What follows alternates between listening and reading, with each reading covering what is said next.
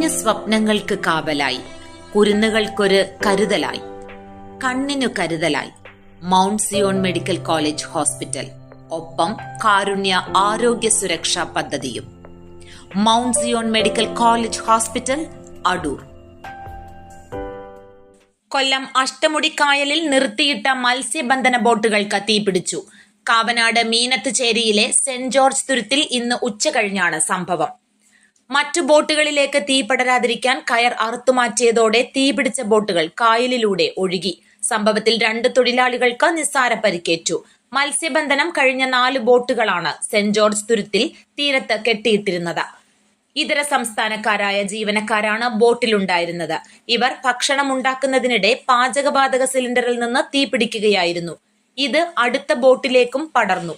പരിഭ്രാന്തരായ തൊഴിലാളികൾ കൂടുതൽ ബോട്ടുകളിലേക്ക് തീ പടരുന്നത് തടയാൻ തീരത്ത് ബന്ധിപ്പിച്ചിരുന്ന കയർ മുറിച്ചു മാറ്റി. ഇതോടെ കത്തിയ ബോട്ടുകൾ 2ഉം കായലിൽ ഒഴുകി. ജീവനക്കാർ ചാടി രക്ഷപ്പെടുകയായിരുന്നു.